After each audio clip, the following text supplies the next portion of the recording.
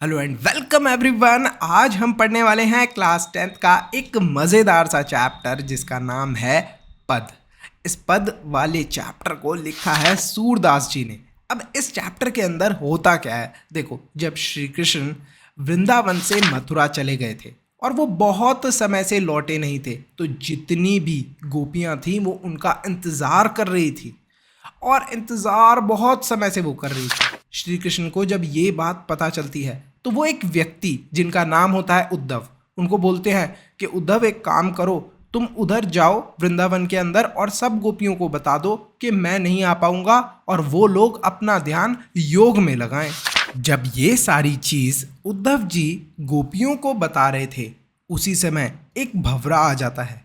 तो गोपियाँ डायरेक्टली उद्धव जी को जवाब ना देकर उस भंवरे से बात करना शुरू करती हैं। तो शुरू करते हैं हम लोग अपने फर्स्ट पद से। उधो तुम हो अति बड़भागी, अप्रस रहत सने तगाते नाहिन मन अनुरागी, पुरैनी पात रहत जल भीतर तारस देह न दागी। इन पंक्तियों के अंदर जो गोपियां हैं वो उद्धव से व्यंग कर रही हैं। जब वो बड़भागी बोल रही हैं उसे, तो इसका मतलब ये नहीं है कि वो बहुत भाग्यशाली है, बहुत लकी है, बल्कि वो उसका सरकास्टिकली मजाक उड़ा रही है। वो ये कहती हैं कि भाई तुम बड़े ही भाग्यशाली हो जो श्री कृष्ण के पास रहकर भी उनके प्रेम और स्नेह से वंचित हो, यानी कि तुम्हें श्री कृष्ण से अभी तक प्रेम नहीं हुआ, उनसे अटैचमेंट नहीं हुआ। भाई तुम तो बड़े लकी हो और रहते भी तुम उन्हीं के साथ हो। तुम कमल के उस पत्ते के समान हो जो रहता तो जल में है परंतु जल में डूबने से बचा रहता है। मतलब अगर आप कभी भी कमल का फूल देखेंगे और उसके पत्तों को देखेंगे तो वो पानी के अंदर ही रहते हैं, पर वो कभी भी पानी के अंदर डूबते नहीं हैं।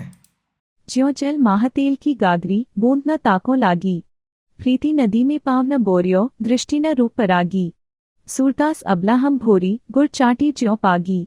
गोपियाँ उद्धव को कहती हैं कि जैसे एक गगरी होती है, यानी कि एक घड़ा टाइप होता है, उसके अंदर जब हम लोग तेल भर देते हैं तो आप नोटिस करोगे कि धीरे धीरे करके उसका जो तेल है वो बाहर की तरफ भी आने लग जाएगा और कंप्लीटली उसके ऊपर तेल की एक कोटिंग हो जाएगी।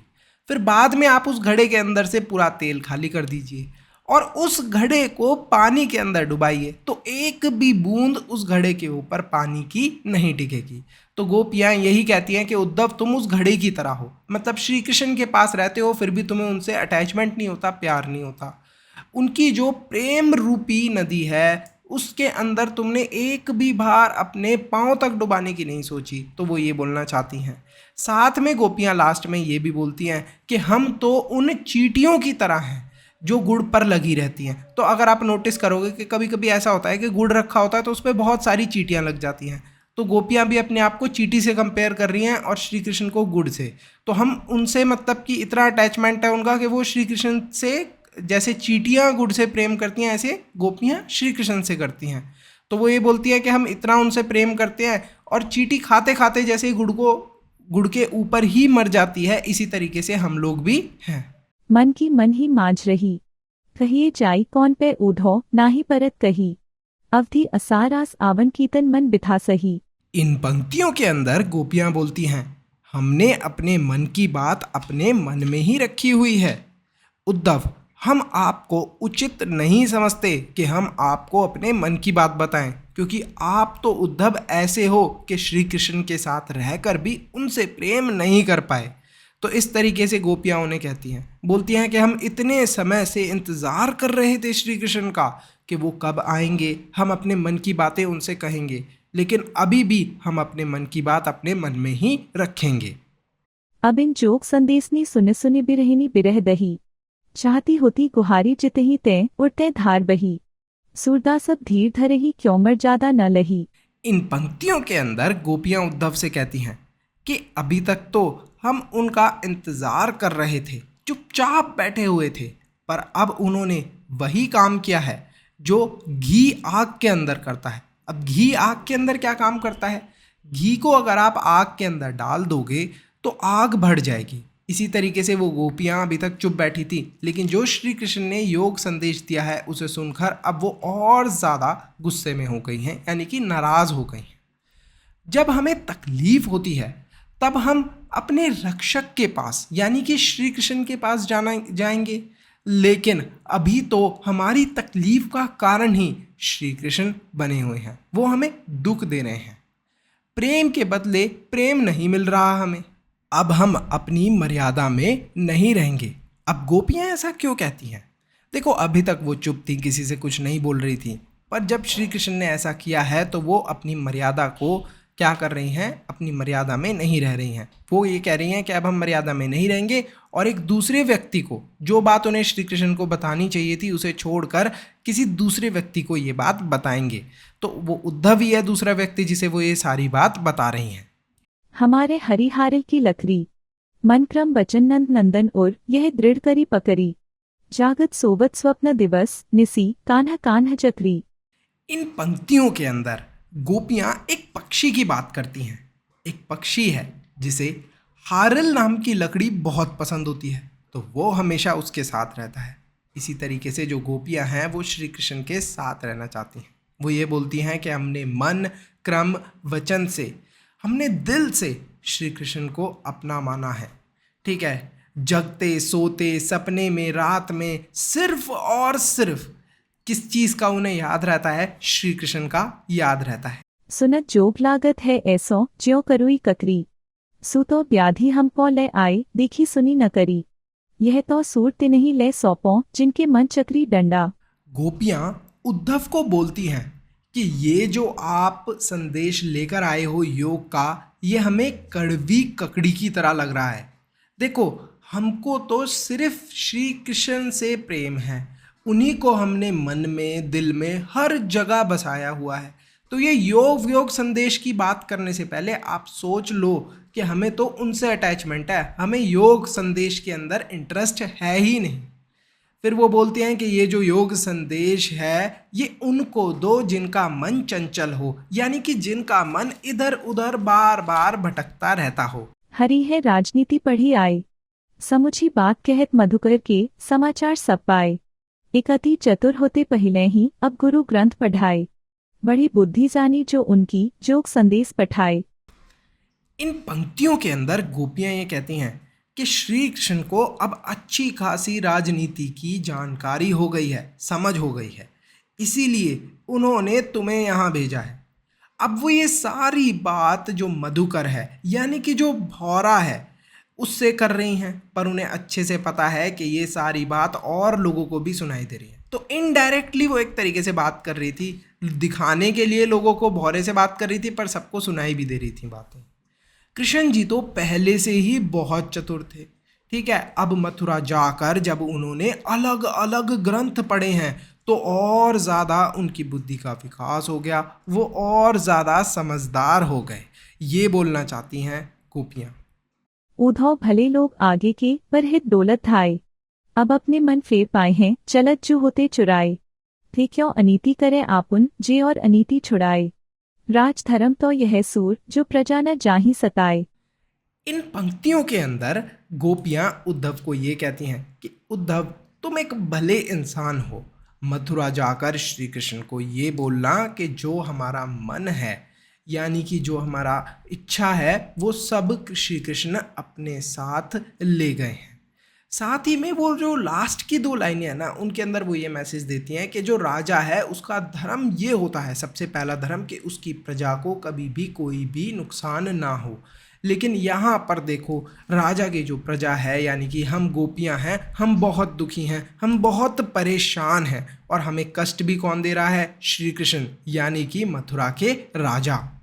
यहीं पर जो हमारा चैप्टर है वो फिनिश होता है। Thank you so much for watching. Hello and welcome everyone. आज हम पढ़ने वाले हैं क्लास 10th हिंदी का एक बहुत ही अच्छा पाठ जिसको तुलसीदास जी ने लिखा है, और उस पाठ का नाम है राम लक्ष्मण परशुराम संवाद। तो शुरुआत होती है इस पूरे पाठ की जब सीता जी का स्वयंवर हो रहा होता है। वहाँ पर एक चुनौती रखी जाती है सब राजाओं के सामने। सबको चुनौती दी जाती है कि जो भी शिव जी के धनुष पर प्रत्यंजा यानी कि जो धागा है वो अच्छे से बांध देगा, वो इस स्वयंवर का विजेता होगा, यानी कि उसकी शादी सीता जी से होगी। तो सारे राजा कोशिश करते हैं लेकिन सब असफल हो जाते हैं। लास्ट में आते हैं श्री राम। श्री राम जी जैसे ही प्रत्यंजा चढ़ा रहे होते हैं तो प्रत्यंजा यानी कि जो धागा होता है धनुष का, वो बांधने की जगह क्या होता है, धनुष ही बीच से टूट जाता है। धनुष के टूटने की वजह से एक बहुत जोर की गर्जन होती है, बहुत जोर की आवाज होती है और ये आवाज जा पहुंचती है शिव जी के महाभक्त परशुराम जी तक। परशुराम जी समझ जाते हैं कि किसी ने शिव जी का धनुष तोड़ दिया है। वो तुरंत उस सभा में पहुंच जाते हैं जहां पर शिव जी का धनुष तोड़ा गया होता है। कौन है वो जिसने दुस्साहस करा शिव जी का धनुष तोड़ने का? बताओ जल्दी, मैं उसको अभी तबाह कर दूंगा। श्री राम कहते हैं, नाथ संबुधनु भजनिहारा, होई ही केउ एक दास तुम्हारा। आयसु कहा कहिए किन मोही, सुनी रिसाई बोले मुनि को ही। इसका अर्थ है, हे नाथ, शिव जी का धनुष तोड़ने वाला कोई आपका दास ही होगा। क्या आज्ञा है, जरा मुझे तो बताइए। यह सुनकर परशुराम जी और भी ज्यादा क्रोधित हो जाते हैं और वो कहते हैं, सेवकु सो जो करे सेवकाई, अरिकरनी करी करिय लराई, सुनहु राम जेहि सिवधनु तोरा, सहस बाहु सम सो रिपु मोरा। अर्थात सेवक वो होता है जो सेवा करे, शत्रु का काम करेगा तो उससे लड़ाई ही की जाएगी। हे राम सुनो, जिसने शिव जी के धनुष को तोड़ा है वह सहस्त्र बाहु के समान मेरा शत्रु है। अब सहस्त्र बाहु कौन था? सहस्त्र बाहु एक दानव था, एक राक्षस था जो कि परशुराम जी का शत्रु था। इसी तरीके से वो कह रहे हैं कि जिसने भी शिव जी का धनुष तोड़ा है वो भी मेरा शत्रु है। सो बिलगाओ बिहाई समाजा, ना तमारे जहि सब राजा सुनी मुनिबचन लखन मुसुकाने, बोले परसुधर ही अवमाने। परशुराम जी क्रोधित होकर कहते हैं, जिसने भी शिव जी का धनुष तोड़ा है वो इस सभा से अलग हो जाए, नहीं तो व्यर्थ ही सारे राजा मारे जाएंगे। परशुराम के ये वचन सुनकर लक्ष्मण जी मुस्कुराने लगे और उनका अपमान करते हुए बोले, बहु धनु ही तोरी लरिकाई, कबहु न असी रिस्कीन ही गोसाई, एहि धनु पर ममता के ही हेतु, सुनी रिसाई कह भरी गुकुल केतु। अर्थात बचपन में तो हमने मुनिवर ऐसे बहुत से धनुष तोड़े हैं, लेकिन आपने कभी इतना क्रोध नहीं किया। इस धनुष पर इतनी ममता किस कारण से है आपकी? परशुराम जी क्रोधित होकर कहते हैं, रे नृप बालक काल बस बोलत तो ही न सभार, धनु ही सम त्रिपुरारी धनु विदित सकल संसार। अर्थात अरे बालक, तुम्हारे सामने स्वयं काल खड़ा है, थोड़ा संभाल कर बात करो। क्या तुम्हें कुछ होश नहीं है? सारे संसार में विख्यात शिव जी का ये धनुष तुम और मामूली धनुषों के समान समझते हो? लक्ष्मण जी हंसते हुए कहते हैं, लखन कहा हंसी हमरे जाना, सुनहु देव सब धनुष समाना, का छति लाभु जून धनु तोरे, देखा राम नयन के भोरे। अर्थात हमारे लिए तो सब धनुष एक समान ही हैं। इस पुराने धनुष को तोड़कर मुनिवर क्या हानि, क्या लाभ होगा? छुअत टूट रघुपति हु न दोसु, मुनि बिनु काज करिय कत्रोसु, बोले चितई परिसु की ओरा, रे सट सुने ही सुभाव न मोरा। अर्थात मुनिवर, ये धनुष तो श्री राम जी के छूते ही टूट गया। इसमें रघुनाथ जी यानी कि श्री राम का कोई भी दोष नहीं है। आप बिना ही किसी कारण के क्रोधित हो रहे हैं। ये बात सुनकर परशुराम जी को और ज़्यादा गुस्सा आने लगा और वो अपने फरसे की ओर देखने लगे। फरसा क्या होता है? एक आप समझिए, फरसा आप कुल्हाड़ी की तरह ही समझिए कि फरसा होता है। तो वो उसकी तरफ देखने लगे, जो उनका हथियार था फरसा, उसकी तरफ। और परशुराम जी बोलते हैं, बालकु बोली बधु नहीं तो ही, केवल मुनि जड़ जान ही मोह, बाल ब्रह्मचारी अति को ही, विश्व विदित क्षत्रिय कुल द्रोही। अर्थात लक्ष्मण, क्या तूने मेरे स्वभाव के बारे में नहीं सुना? मैं तुझे बालक समझकर छोड़ रहा हूं। अरे मूर्ख, क्या तुझे ये नहीं पता कि मैं आम ऋषि मुनि नहीं हूं? मैं बाल ब्रह्मचारी अत्यंत क्रोधी ऋषि हूं। मैं क्षत्रिय कुल का शत्रु विश्व भर में विख्यात हूं। सब लोग भली भांति जानते हैं कि मैं पूरे विश्व के अंदर बहुत प्रसिद्ध हूं। जाना जाता हूं कि कैसे मैं क्षत्रिय कुल का बहुत बड़ा शत्रु हूँ। परशुराम जी अपने बारे में बताते हुए कुछ और बातें बोलते हैं। भुजबल भूमि भूप बिनु कीन्ही, विपुल बार महिदेवे दीन्ही, सहसबाहु भुज छेदनिहारा, परिसु बिलोकु महीप कुमारा।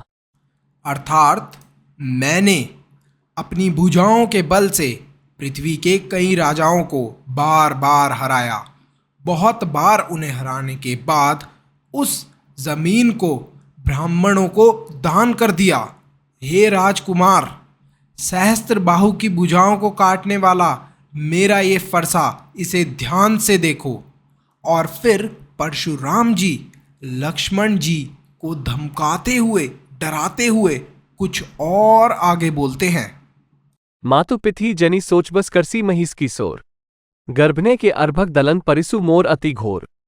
अर्थात हे राजा के बालक, तू अपने माता पिता के बारे में सोच, तेरा वंश मिटा दूंगा मैं। मेरा फरसा बड़ा भयानक है, ये गर्भ में पल रहे बच्चे का भी नाश कर देता है। लक्ष्मण जी हंसकर परशुराम जी को बोलते हैं। बेहसी लखनऊ बोले मृदु बानी, अहो मुनीसु महाभटमानी, पुनी पुनी मोही देखाव कुठारू, चहत उड़ावन फूंकी पहारू। अर्थात हे मुनिवर, आप अपने आप को बहुत बड़ा योद्धा समझते हैं, बार बार मुझे अपना फरसा दिखाते हैं, फूंक से क्या पहाड़ को उड़ाना चाहते हैं। अब परशुराम जी की धमकी का जवाब देते हुए लक्ष्मण जी कहते हैं। यहाँ कुम्हर बतिया को नाही, जे तरजनी देखी मरी जाही, देखी कुठारू सरासन बाना, मैं कछु कहा सहत अभिमाना। अर्थात मुनिवर, हम कोई छुई मुई पौधा नहीं है कि आप छुओगे वैसे ही हम सुकड़ जाएंगे या डर जाएंगे। कुठार और धनुष बाण देखकर ही मैं आपसे ये बातें कह रहा हूँ। आगे लक्ष्मण जी बोलते हैं। भरी गुसुत समुझी जनेऊ बिलोकी, जो कछु कहु सहु रिस रोकी, सुर महिसूर हरिजन अरु गाय, हमरे कुल इन्ह पर ना सुराई। अर्थात मुनिवर, आप जो कुछ कह रहे हैं मैं सुन लेता हूँ, क्योंकि आप ब्राह्मण हैं, यज्ञोपवीत हैं। मैं अपने क्रोध को सहन कर लूँगा, क्योंकि हमारे कुल में देवता, ब्राह्मण, भगवान के भक्त और गौ, इन सब पर वीरता नहीं दिखाई जाती, इन सब पर हमला नहीं किया जाता। लक्ष्मण जी फिर बोलते हैं। बधे पापु अपकीर्ति हारे, मारतू पापर ये तुम्हारे, कोटि कुलिस सम बचनु तुम्हारा, व्यर्थ धरहु धनु बान कुठारा। अर्थात मुनिवर, ब्राह्मणों को मारने पर पाप लगता है, अगर आप मारेंगे भी तब भी हम आपके पैर ही पड़ेंगे।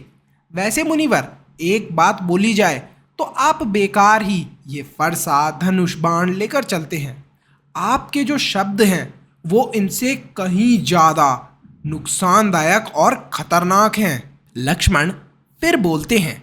जो बिलो की अनुचित कहें क्षमहु महामुनि धीर, सुनी सरोष भरिगु बंसमणि बोले गिरा गंभीर।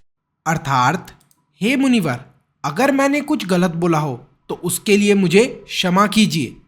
ये सुनकर परशुराम जी का जो क्रोध था वो थोड़ा बढ़ा भी, लेकिन वो थोड़ा गंभीर हो गए। तो यहीं पर हमारा चैप्टर फिनिश होता है। Hello and welcome everyone. आज हम पढ़ने वाले हैं क्लास 10th की एक इंटरेस्टिंग सी कविता जिसका नाम है आत्मकथा। अब ये कविता पता है इतनी इंटरेस्टिंग क्यों है? क्योंकि जो कवि हैं जयशंकर प्रसाद जी, वो आत्मकथा लिखना ही नहीं चाहते थे। जिस मैगजीन के अंदर वो काम किया करते थे, उस मैगजीन के अंदर इनको ऑर्डर मिला था कि नहीं नहीं जयशंकर प्रसाद जी, आप प्लीज़ अपनी आत्मकथा लिखो। तो देखते हैं इन्होंने क्या लिखा है इस कविता के अंदर। शुरू करते हैं पहले स्टेंस से। मधुप गुण गुनाकर कह जाता कौन कहानी ये अपनी, मुरझाकर गिर रही पत्तियां देखो कितनी आज घनी, इस गंभीर अनंत नीलिमा में असंख्य जीवन इतिहास, ये लो करते ही रहते हैं अपना व्यंग्य मलिन उपहास। तब भी कहते हो कह डालू दुर्बलता अपनी बीती, तुम सुनकर सुख पाओगे देखोगे ये गागर रीति, किंतु कहीं ऐसा ना हो कि तुम ही खाली करने वाले, अपने को समझो मेरा रस ले अपनी भरने वाले। इस कविता में कवि हमें ये बताना चाहते हैं कि वो अपनी आत्मकथा क्यों नहीं लिखना चाहते, क्या कारण है आत्मकथा ना लिखने के। वो कविता के अंदर ये कहते हैं कि जो व्यक्ति का मन है वो एक भौरे की तरह है और वो भौरा जो है वो गीत गा रहा है। अब भौरा क्या होता है, भौरा एक मक्खी होती है और वो आपने देखा होगा ज़्ज़ ऐसे आवाज़ करती रहती है। तो हर किसी व्यक्ति का जो मन है वो एक भौरे की तरह है और वो अपने में ही गीत गा रहा है और कुछ ना कुछ अपनी कहानी सुना रहा है। फिर कवि इशारा करते हैं झड़ती हुई पत्तियों की ओर। वो बोलते हैं कि देखो बाहर कितनी सारी पत्तियां हैं, असंख्य पत्तियां हैं जो कि मुरझा मुरझा कर गिर रही हैं, यानी कि उनकी जीवन लीला समाप्त हो रही है। वो पत्तियां अब लिविंग नहीं रही, वो पत्तियां एक तरीके से मर चुकी हैं। इस प्रकार अंतहीन जो नीला आकाश है, यानी कि जो हमारा आसमान है, अगर हम उसे देखें तो उसका कोई एंड ही नहीं है। बेसिकली आप कितना भी अर्थ पे घूम लो आपको उसका एंड नहीं मिलेगा। तो अंतहीन जो नीला आकाश है उसके नीचे हर पल अनगिनत जीवन जो है उनका इतिहास बन रहा है और बिगड़ रहा है। मतलब क्या हो रहा है, जीवन उत्पन्न हो रहा है, पैदा हो रहे हैं लोग और उनकी मृत्यु भी हो रही है, जीवन बिगड़ भी रहा है। आगे कवि कहते हैं कि इस संसार में हर कुछ चीज चंचल है, कुछ भी स्थिर नहीं है, यानी कि कोई भी ऐसी चीज नहीं है जो कांस्टेंट रहे। हर किसी चीज के अंदर कुछ ना कुछ होता ही रहता है। इस संसार के अंदर प्रत्येक व्यक्ति एक दूसरे का मजाक बनाने में लगा है। हर कोई एक दूसरे का मजाक बनाने में लगा रहता है और हर किसी को दूसरे में कमी नजर आती है। अपनी कमी कोई नहीं कहता, ये जानते हुए भी तुम मेरी आत्मकथा जानना चाहते हो। कवि कहते हैं कि यदि मैं अपनी आत्मकथा सुनाना चाहूं तो लोग उसे सुनकर आनंदित तो होंगे, यानी कि उन्हें खुशी तो मिलेगी, लेकिन साथ में वो लोग ये भी देखेंगे कि कवि का जीवन तो सुख और प्रसन्नता से बिल्कुल ही खाली है। मतलब कवि के जीवन में कुछ भी सुख नहीं है, ना ही प्रसन्नता है। लोग ये भी कमी पहचान लेंगे। ये विडंबना, अरी सरलते तेरी हंसी उड़ाऊं मैं, भूले अपनी या प्रवंचना औरों की दिखलाऊं मैं, उज्जवल गाथा कैसे गाऊं, मधुर चांदनी रातों की, अरे खिल खिलाकर हंसते होने वाली उन बातों की, मिला कहाँ वो सुख जिसका मैं स्वप्न देखकर जाग गया, आलिंगन में आते आते मुस्कुराकर जो भाग गया। दूसरी पंक्ति के अंदर कवि कहते हैं कि उनका जीवन स्वप्न के समान एक छलावा रहा है। अब छलावा क्या होता है, यानी कि जो हम सपना होता है ना, सपने के अंदर जो भी चीज़ें देख रहे होते हैं वो रियलिटी नहीं होती, फेक होती है ना। तो इसी तरीके से कवि कह रहे हैं कि जो मेरी पूरी ज़िंदगी रही है वो एक सपने की तरह रही है। और मतलब कि जैसे सपने से हम लोग उठते हैं ना तो सारी चीज़ नकली नकली लगती हैं, ऐसे ही उनको लगता है। जीवन में जो कुछ भी वो पाना चाहते थे वो सब उनके पास आया भी, लेकिन वो दूर भी हो गया। ये उनके जीवन की विडंबना है, यानी कि ये जो उनका जीवन है ये उसकी सबसे बड़ी आप समझो कि दुख की बात यही है। वे अपनी इन सारी कमजोरियों का बखान कर कर जग हंसाई नहीं कराना चाहते, यानी कि वो ये सारी कमजोरियां बताकर नहीं चाहते कि जो लोग हैं वो उनकी सारी इन कमजोरियों को जाने और फिर लोग उसका मजाक उड़ाएं और हंसें। वे अपने छले जाने की कहानी नहीं सुनाना चाहते, यानी कि कैसे लोगों ने उन्हें बेवकूफ़ बनाया, उन्हें छला, तो ये सारी बातें भी वो किसी को नहीं बताना चाहते। जिस प्रकार सपने में किसी भी व्यक्ति को अपने मन की इच्छा वस्तु मिल जाती है वो प्रसन्न हो जाता है, उसी प्रकार जो कवि हैं उनको कई बार अपने जीवन के अंदर प्रेम मिला, लेकिन वो जो प्रेम था उससे उनका जो रिश्ता था, नाता था, वो ऐसे टूटा जैसे सपना टूट जाता है। कवि कहते हैं कि उनकी सारी आकांक्षाएं महज मिथ्या बनकर रह गए। अब मिथ्या मतलब कि एक झूठ बन के रह गई। आकांक्षाएं, एस्पिरेशन, जो भी वो चीजें चाहते थे वो सब झूठ बनकर रह गए, क्योंकि उनको सुख मिलते मिलते वो सुख से वंचित रह गए। यानी कि उनको सुख मिल रहा था लेकिन सुख मिलते मिलते मिलते मिलते बिल्कुल लास्ट में उनका सुख नहीं मिल पाया उन्हें। इसलिए कवि कहते हैं कि यदि तुम मेरे अनुभवों के सार से अपने जीवन का घड़ा भरना चाहते हो तो मैं अपनी उज्जवल जीवन गाथा कैसे सुना सकता हूं। लास्ट लाइन में कवि ने सरकास्टिकली कहा है कि भाई देखो, मेरी लाइफ में मैंने तो कुछ ऐसा बड़ा अचीव करा नहीं है। मजाकिया तौर पे वो कह रहे हैं कि तुम मेरी जीवन कथा सुनकर इंस्पायर हो। चलते हैं अब हम अगली पंक्ति की ओर। जिसके अरुण कपोलों की मतवाली सुंदर छाया में अनुरागिनी उषा लेती थी निज सुहाग मधुमाया में। उसकी स्मृति पाथे बनी है थके पथिक की पंथा की। सीवन को उधेड़ कर देखोगे क्यों मेरी कंथा की। छोटे से जीवन की कैसे बड़ी कथाएं आज कहूं। क्या ये अच्छा नहीं कि औरों की सुनता मैं मौन रहूं। सुनकर क्या तुम भला करोगे मेरी भोली आत्मकथा। अभी समय भी नहीं थकी सोई है मेरी मौन व्यथा। इस पंक्ति के अंदर कवि अपने सुंदर सपनों का उल्लेख कर रहे हैं। वो कहते हैं कि उनके जीवन में बहुत सारे सुखद पल आए जिनके सहारे वो वर्तमान जीवन बिता रहे हैं।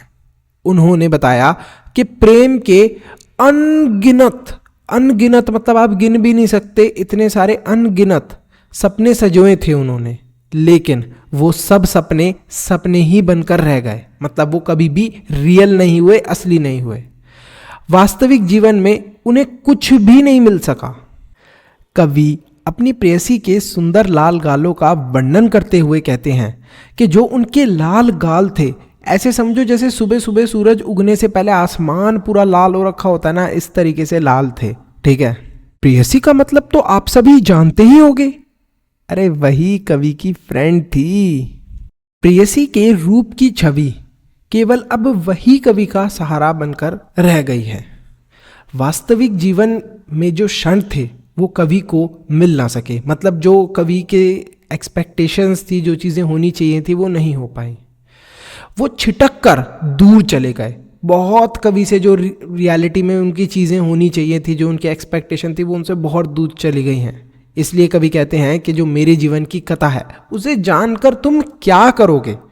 अपने जीवन को कवि छोटा समझ रहे हैं और अपनी कथा किसी को भी सुनाना नहीं चाहते। इन पंक्तियों को पढ़कर हमें साफ नजर आता है कि जो कवि हैं वो अपनी सादगी, विनय और विनम्रता का स्पष्ट प्रमाण दे रहे हैं।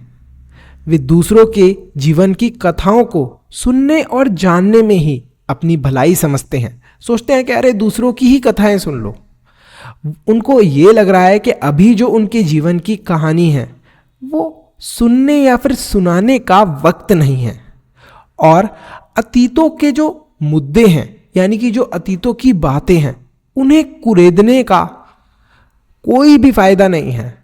जो अतीत की बातें हैं उन्हें वो मौन ही रहना देना चाहते हैं, यानी कि वो बातें शांत ही रहें, वो बातें किसी के सामने ना आए, ऐसा चाहते हैं कवि।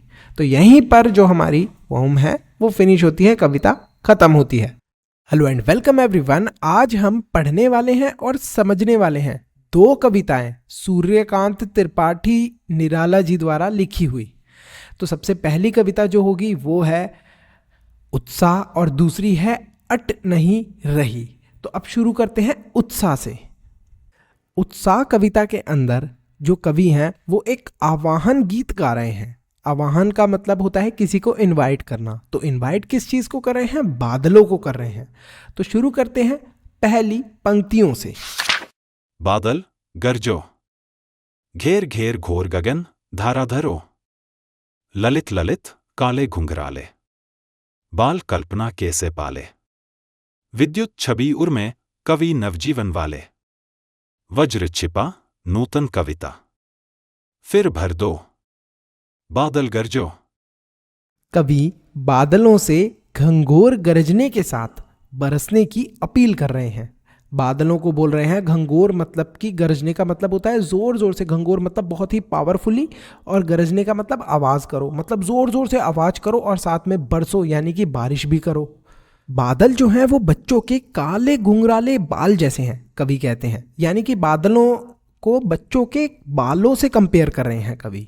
कवि बादलों से बोलते हैं कि बरसकर सबकी प्यास बुझा दो, साथ में गरज कर सबके दिल में सुख समृद्धि ला दो। मतलब सब लोग बहुत खुश हो जाएंगे। इस चीज़ की बार बार वो क्या कह रहे हैं? बादलों से आग्रह कर रहे हैं, रिक्वेस्ट कर रहे हैं।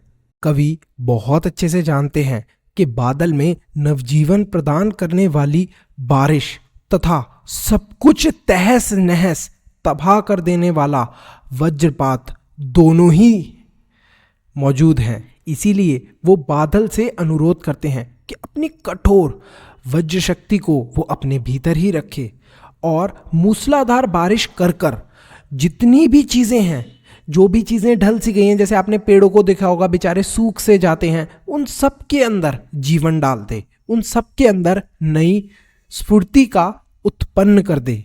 विकल विकल उन्मन थे उन्मन, विश्व के निदाग के सकल जन, आए अज्ञात दिशा से अनंत के घन, तप्त धरा जल से फिर शीतल कर दो, बादल गरजो।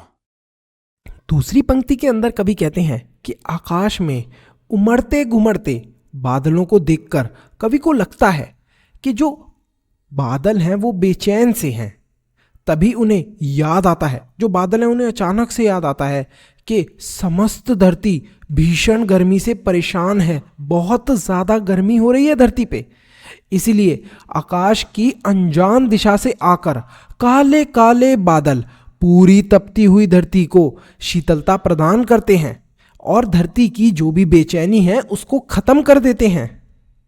कवि आग्रह करते हैं कि बादल खूब गरजें और खूब बरसे और सारी धरती को तृप्त कर दें। अट नहीं रही है आभा फागुन की तन, सट नहीं रही है। अट नहीं रही कविता के अंदर कवि ने मानवीकरण करा है फागुन का। अब ये फागुन क्या है? फागुन एक ऐसा महीना होता है जो कि फरवरी से मार्च के बीच का होता है। इस महीने के अंदर जो वसंत ऋतु है उसका आगमन होता है। अब वसंत ऋतु में क्या होता है, जो पुराने पत्ते होते हैं वो झड़ने लगते हैं और जो नए पत्ते होते हैं वो उगने लगते हैं।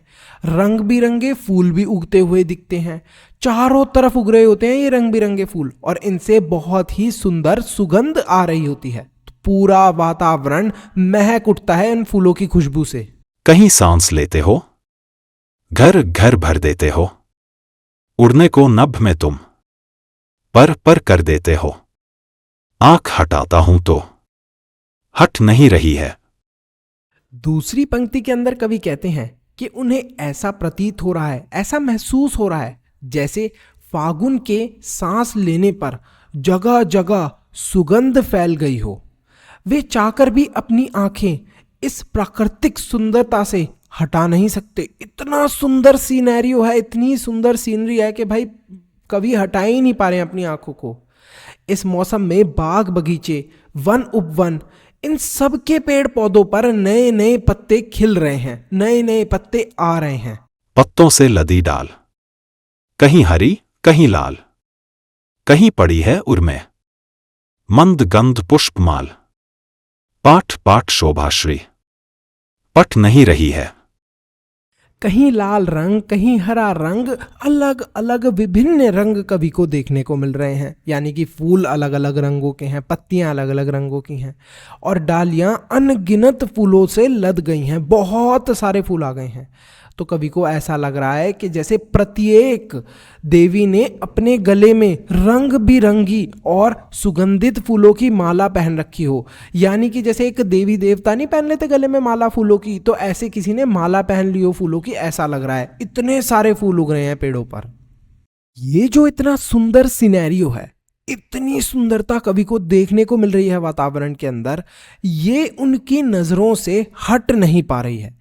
इसी वजह से कवि ने पोयम का नाम क्या रखा है, इस कविता का नाम क्या रखा है, अट नहीं रही। उनकी आंखों से ये दृश्य दूर नहीं हो पा रहा है। Hello and welcome everyone. आज हम पढ़ने वाले हैं दो कविता, यह दंतुरित मुस्कान और फसल। इन दोनों कविताओं को नागार्जुन जी ने लिखा है। तुम्हारी यह दंतुरित मुस्कान मृतक में भी डाल देगी जान, धूली धूसर तुम्हारे ये गान, छोंकर तालाब मेरी झोपनी में खिल रहे जल जा, परस पाकर तुम्हारा ही प्राण, पिघल कर जल बन गया होगा कठिन पाषाण, छू गया तुमसे की झरने लग पड़े शेफालिका के फूल, बांस था की बबूल। पहले काव्यांश के अंदर कवि ये कहना चाहते हैं कि बच्चे के नए नए निकले दांतों की मनमोहक मुस्कान में जीवन का संदेश दिखाई देता है। इसलिए वो कहते हैं कि हे बालक, तुम्हारे नए नए निकले दांतों की मनमोहक मुस्कान तो मरे हुए व्यक्ति में भी प्राणों का संचार कर देगी। संचार कर देगी मतलब कि किसी मरे हुए व्यक्ति को भी जिंदा कर देगी। अर्थात इस मुस्कान को देखकर तो जिंदगी से निराशा और उदासीन लोगों के हृदय भी प्रसन्नता से खिल उठते हैं। कवि कहते हैं कि धूल से सने हुए तुम्हारे इस शरीर को देखकर ऐसा लग रहा है मानो कमल का सुंदर फूल तालाब को छोड़कर मेरे झोपड़े में आकर खिल गया हो। तुम्हें छूकर पत्थर भी पिघलकर जल बन गया होगा। इसका मतलब ये है कि पत्थर दिल वाला जो व्यक्ति होगा, जब वो इस बालक को छुएगा तो जो उसका दिल है, जो कठोरता है उसके दिल के अंदर, वो छोड़कर वो भी विनम्र बन गया होगा। यानी कि उसका भी नेचर थोड़ा नॉर्मल हो गया होगा, सारा गुस्सा वगैरह शांत हो गया होगा। तुम्हारा स्पर्श इतना कोमल है कि बांस या बबूल से भी शेफालिका के फूल झड़ने लगे होंगे। इसका मतलब ये है कि जिस व्यक्ति का हृदय बहुत कठोर होगा वो भी पिघल गया हो। तुम मुझे पाए नहीं पहचान, देखते ही रहोगे अनिमेष। थक गए हो, आंख लूं मैं फेर। क्या हुआ यदि हो सके परिचित न पहली बार, यदि तुम्हारी माँ न माध्यम बनी होती आज, मैं न सकता देख, मैं न पाता जा तुम्हारी यह दंतुरित मुस्कान। दूसरे काव्यांश के अंदर कवि ये कहते हैं कि कवि को बच्चे की मुस्कान मनमोहक लगती है। जब बच्चा पहली बार किसी को देखता है तो वह अजनबी की तरह उसे घूरता रहता है। इस कारण कवि बच्चे से कहते हैं कि तुम मुझे पहचान नहीं पाए हो, इस कारण लगातार बिना पलक झपकाए अजनबियों की तरह मुझे देख रहे हो। कवि बच्चे से कहते हैं कि इस प्रकार लगातार देखते रहने से तुम थक जाओगे, इसलिए मैं ही तुम्हारी ओर से अपनी आंखें हटा लेता हूं। यदि तुम मुझे पहली बार में नहीं पहचान सके तो कोई बात नहीं। यदि तुम्हारी माँ तुम्हारा परिचय मुझसे ना कराती, अर्थात यदि तुम्हारी माँ तुम्हारे और मेरे बीच माध्यम का काम ना करती, तो तुम मुझे देखकर हंसते नहीं और मैं तुम्हारे इन नए नए निकले दांतों वाली मुस्कान को देखने का सौभाग्य प्राप्त ना कर पाता। यानी कि जो मदर है इस बच्चे की, उन्होंने ही इनका इंट्रैक्शन कराया कवि का और बच्चे का, जिसकी वजह से जो बच्चा है वो थोड़ा कंफर्टेबल हुआ और फिर वो हंसने लगा। अब जो उसके नए नए निकलते हुए दांत है उन्हें लेके वो मुस्कुरा रहा है तो वो बहुत ही सुंदर लग रहा है। धन्य तुम माँ भी तुम्हारी धन्य, चिर प्रवासी मैं इतर मैं अन्य। इस अतिथि से प्रिय तुम्हारा क्या रहा संपर्क, उंगलियां माँ की कराती रही है मधुपर। देखते तुम इधर कनखी माँ और होती जब की आंखें चार, तब तुम्हारी दंतुरित मुस्कान मुझे लगती बड़ी ही छवि माँ। तीसरे स्टेंस के अंदर कवि बच्चे की मधुर मुस्कान देखकर कहते हैं कि तुम धन्य हो और तुम्हारी माँ भी धन्य है जो तुम्हें एक दूसरे का साथ मिला है। मैं तो सदैव बाहर ही रहा, तुम्हारे लिए मैं अपरिचित ही रहा, यानी कि एक अनजान व्यक्ति ही रहा। मैं एक अतिथि हूं, हे प्रिय, मुझसे तुम्हारी अर्थात मेरा तुमसे कोई संपर्क नहीं रहा। तुम्हारे लिए तो तुम्हारी माँ की उंगलियों में ही आत्मीयता है, जिन्होंने तुम्हें पंचामृत पिलाया, इसलिए तुम उनका हाथ पकड़कर मुझे तिरछी नजरों से देख रहे हो। जब तुम्हारी नजरें मेरी नजर से मिल जाती हैं तब तुम मुस्कुरा देते हो। उस समय तुम्हारे नए नए निकलते दांत वाली मधुर मुस्कान मुझे बहुत ही प्रिय लगती है। तो ये जो हमारी पहली कविता थी वो खत्म होती है। अब हम पढ़ेंगे फसल कविता को। एक के नहीं, दो के नहीं, ढेर सारी नदियों के पानी का जादू। एक के नहीं, दो के नहीं, लाख लाख कोटि कोटि हाथों के स्पर्श की गरिमा। एक की नहीं, दो की नहीं, हजार हजार खेतों की मिट्टी का गुणधर्म। पहले काव्यांश के अंदर कवि ने इस बात को स्पष्ट किया है कि लहलहाती फसलों को पैदा करने में प्रकृति और मनुष्य दोनों का ही पारस्परिक सहयोग होता है। इसलिए वो कहते हैं कि फसल को पैदा करने में केवल एक दो नदियां ही नहीं बल्कि अनेकों नदियां अपना जल देकर उसकी सिंचाई करती हैं। सिंचाई करने का मतलब कि बहुत सारी नदियों का इसके अंदर कंट्रीब्यूशन होता है, तब जाकर फसलें उगती हैं। सिंचाई मतलब कि पानी देना केवल एक दो मनुष्य का नहीं बल्कि लाखों करोड़ों मनुष्य का परिश्रम मिलता है। आखिरकार लाखों करोड़ों मनुष्य एक फसल पर काम कैसे कर सकते हैं? देखो, जहां पर अभी फसल उग रही है, अगर आप देखो तो पुराने जमाने से यहाँ पर फसल हो रही होगी, तो उसके अंदर भी बहुत सारे लोग शामिल होंगे। तो ऐसे ही करते करते करते करते हम लोग बोलते हैं कि लाखों करोड़ों लोगों की जो मेहनत थी, आज जाके उनके परिश्रम से हमें फल मिला। केवल एक दो खेतों का नहीं, हजारों हजारों खेतों की मिट्टी का गुणधर्म मिलता है, तब जाके खेतों में लहलाती फसल पैदा होती है। इस प्रकार प्रकृति और मनुष्य दोनों के सहयोग से ही सृजन संभव होता है। फसल क्या है? और तो कुछ नहीं है, वह नदियों के पानी का जादू है, वह हाथों के स्पर्श की महिमा है, भूरी काली संदली मिट्टी का गुण धर्म है, रूपांतर है सूरज की किरणों का, सिमटा हुआ संकोच है हवा की थिरकन का। दूसरे काव्यांश के अंदर कवि ने इस बात को स्पष्ट किया है कि फसल को पैदा करने में प्रकृति और मनुष्य दोनों का ही सहयोग होता है। इसी से सृजन संभव होता है।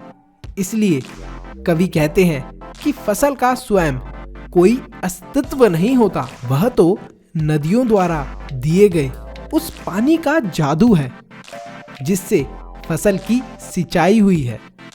वह तो लाखों करोड़ों मनुष्य द्वारा किए गए परिश्रम की महिमा का फल है। वह तो भूरी काली अलग अलग गुणों से बनी हुई मिट्टी का गुण धर्म है जिसमें फसल को बोया गया था।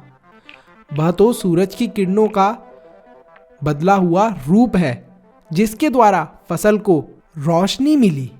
साथ ही इसमें हवा का भी समान सहयोग है। इस प्रकार इन सबके सहयोग से ही खेतों में लहलाती फसल खड़ी होती है। तो जो हमारा ये पूरा कविता है ये खत्म होती है। देखो, अच्छे से आपको ये दोनों कविता समझ में आई होंगी, I hope. Hello and welcome everyone. आज हम पढ़ेंगे संगतकार कविता को, जिसको लिखा है मंगलेश डबराल जी ने। शुरू करते हैं हमारे पहले काव्यांश से। मुख्य गायक के चट्टान जैसे भारी स्वर का साथ देती, वह आवाज सुंदर कमजोर कांपती हुई थी। वह मुख्य गायक का छोटा भाई है या उसका शिष्य या पैदल चलकर सीखने आने वाला दूर का कोई रिश्तेदार। मुख्य गायक की गरज में वह अपनी गूंज मिलाता आया है प्राचीन काल से। पहले काव्यांश के अंदर कवि कहते हैं कि मुख्य गायक की सफलता के पीछे संगतकार का योगदान छुपा रहता है। जब मुख्य गायक चट्टान के समान अपनी भारी भरकम आवाज में गाते थे तो उसका संगतकार अपनी अत्यंत सुंदर कांपती हुई आवाज से उसका साथ देते थे। ऐसा लगता था जैसे संगतकार या तो मुख्य गायक का छोटा भाई है या उसका परम शिष्य या फिर कोई दूर का रिश्तेदार। अपनेपन से मुख्य गायक की आवाज में खूबसूरत स्वर मिलाने वाला निश्चित ही उसका कोई अपना हो सकता है। वो सदैव से ही मुख्य गायक की ऊंची गंभीर आवाज में अपना आलाप लगाता चला जाता है। अब इसका मतलब क्या है? देखो, जो संगतकार होते हैं ना, ये जो हमारा सबसे मेन परफॉर्मर होता है, जो भी मेन सिंगर होता है, और संगतकार कौन हो गए? उसके साथ वाले। वो क्या करते हैं, उस मेन सिंगर की जो भी सिंगिंग क्वालिटी होती है उसको इनहेंस करते हैं, इम्प्रूव करते हैं। तो वही चीज बताई है। अब चलते हैं दूसरे काव्यांश पर। गायक जब अंतरे की जटिल तानों के जंगल में खो चुका होता है या अपने ही सरगम को लौटकर चला जाता है भटकता हुआ एक अनहद में, तब संगतकार ही स्थायी को संभाले रहता है। जैसे समेटता हो मुख्य गायक का पीछे छूटा हुआ सामान, जैसे उसे याद दिलाता हो उसका बचपन जब वह नौसिखिया था। दूसरी पंक्ति के अंदर कवि बताते हैं, कभी मुख्य गायक किसी गाने का अंतरा गाने में इतना मगन हो जाते हैं कि वो अपने सुरों से ही भटक जाते हैं, यानी असली सुर को ही भूल जाते हैं और अपने ही गीत या ताल में लगने वाले स्वरों के उच्चारण को भूलने की वजह से वो संगीत को गाते गाते उस मोड़ पर आ जाते हैं जहां उस संगीत का अंत निकट होता है। ऐसी स्थिति में संगतकार ही है जो हमेशा मुख्य स्वरों को पकड़े रहता है। वह उस समय सही सरगम को दोबारा पकड़ने में मुख्य गायक की मदद कर उसे उस विकट स्थिति से बाहर लाता है। अब यहाँ पर देखो इम्पोर्टेंट बात यह है कि कभी गाते गाते जो गायक होते हैं वो इतना ज़्यादा अपने उसमें खो जाते हैं कि वो बिल्कुल ही गाने के लास्ट वाले पार्ट पे पहुंच जाते हैं, तो उससे भी कौन बचाता है उन्हें? संगतकार। कवि आगे कहते हैं कि उस समय ऐसा लगता है मानो जैसे कि वो संगतकार मुख्य गायक के पीछे छूटा हुआ जो सामान होता है उसे समेटते हुए उन्हीं के साथ, मतलब कि जो मेन हमारे गायक हैं उनके साथ आगे बढ़ रहा है संगतकार। उस समय उस मुख्य गायक को अपना बचपन याद आ जाता होगा जब वो नया नया गाना सीखे थे, यानी कि जब वो नौसिखिए थे, तो जो उनके गुरु थे वो भी उनको सुरों से भटकने नहीं देते थे। जो गाने का तरीका होता है उसे भटकने नहीं देते थे। तार सप्तक में जब बैठने लगता है उसका गला, प्रेरणा साथ छोड़ती हुई, उत्साह अस्त होता हुआ, आवाज से राख जैसा कुछ गिरता हुआ, तभी मुख्य गायक को ढांढस बंधता कहीं से चला आता है संगतकार का स्वर। कभी कभी वह यूं ही दे देता है उसका साथ, यह बताने के लिए कि वह अकेला नहीं है और यह कि फिर से गाया जा सकता है, गाया जा चुका राग। तीसरी पंक्ति के अंदर कवि कहते हैं कि जब कभी मुख्य गायक संगीत शास्त्र से संबंधित विधि का प्रयोग करके ऊंचे स्वर में गाते हैं तो उनका गला बैठने लगता है, उनसे स्वर नहीं संभाले जाते। तब गायक को ऐसा लगने लगता है जैसे कि अब वो आगे गा ही नहीं पाएंगे। उनके भीतर निराशा छाने लगती है, उनका मनोबल खत्म होने लगता है, उनकी आवाज कांपने लगती है, जिससे उनके मन की निराशा व हताशा प्रकट होने लगती है। उस समय मुख्य गायक का हौसला बढ़ाने वाले व उसके अंदर उत्साह जगाने वाले संगतकार का मधुर स्वर सुनाई देता है।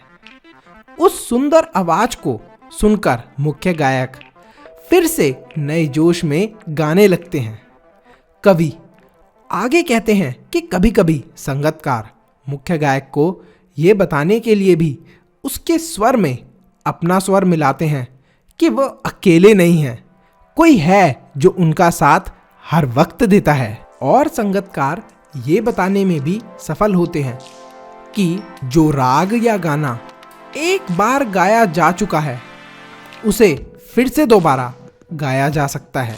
और उसकी आवाज में जो एक हिचक साफ सुनाई देती है या अपने स्वर को ऊंचा न उठाने की जो कोशिश है उसे विफलता नहीं, उसकी मनुष्यता समझा जाना चाहिए। चौथे काव्यांश के अंदर कवि कहते हैं कि जब भी संगतकार मुख्य गायक के स्वर में अपना स्वर मिलाते हैं, यानी उसके साथ गाना गाते हैं, तो उसकी आवाज में एक संकोच साफ सुनाई देता है और उसकी हमेशा ये कोशिश रहती है कि उसकी आवाज मुख्य गायक की आवाज से धीमी रहे। अब इसका मतलब क्या हुआ? देखो, जो संगतकार है ना, वो हमेशा इस चीज का ध्यान रखता है कि जो मुख्य गायक है उसके सम्मान को ठेस नहीं पहुंचनी चाहिए और वो हमेशा अपना स्वर यानी कि जो अपनी आवाज है उसको थोड़ा कम ही रखता है मुख्य गायक से।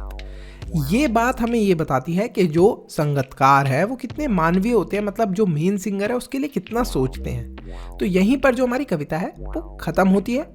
Hello and welcome everyone.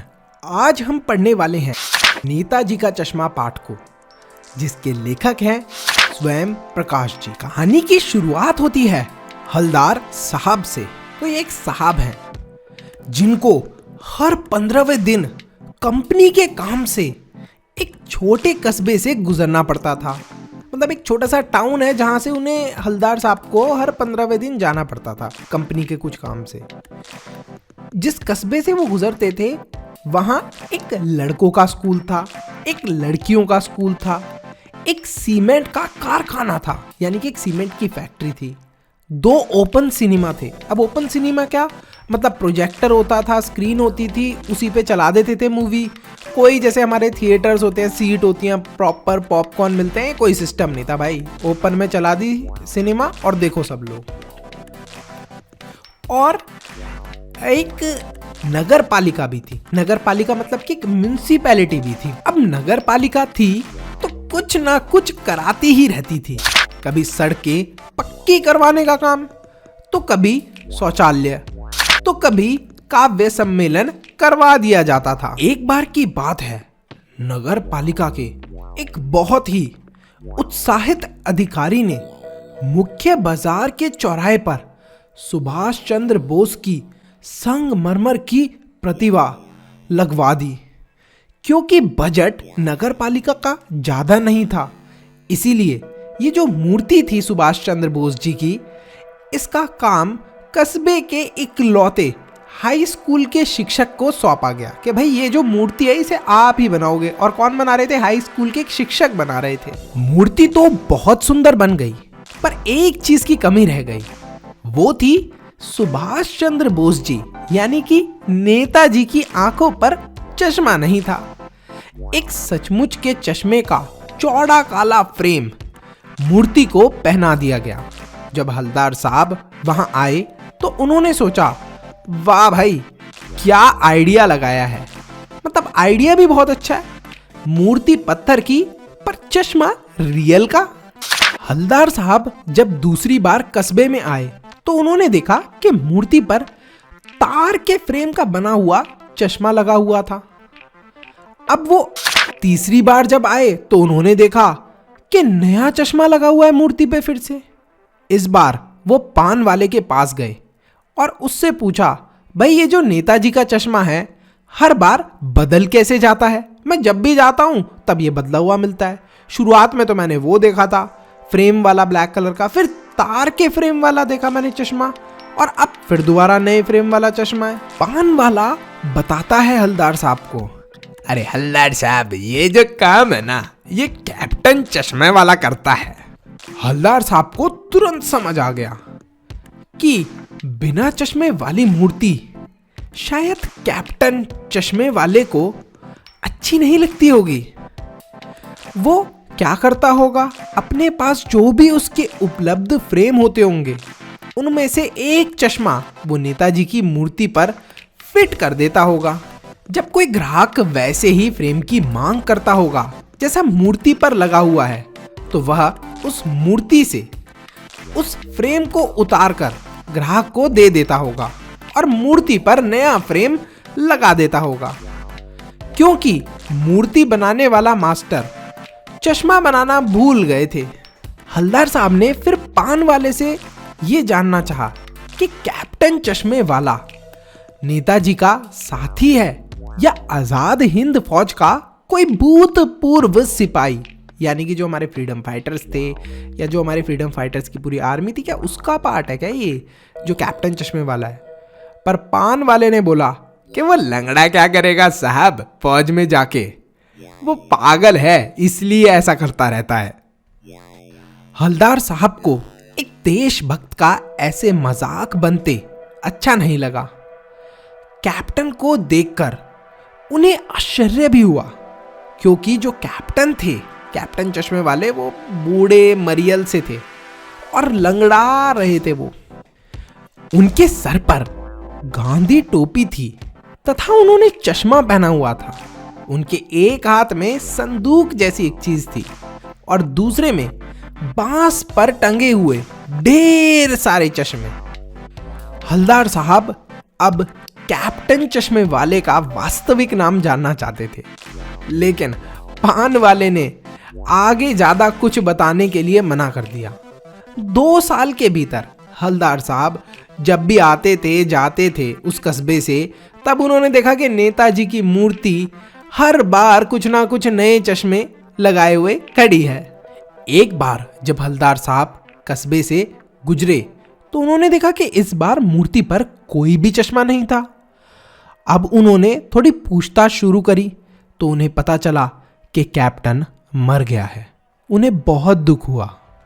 15 दिन बाद जब हलदार साहब कस्बे से गुजर रहे थे तो उन्होंने सोचा कि मैं यहां नहीं रुकूंगा, पान भी नहीं खाऊंगा, मूर्ति की ओर देखूंगा भी नहीं।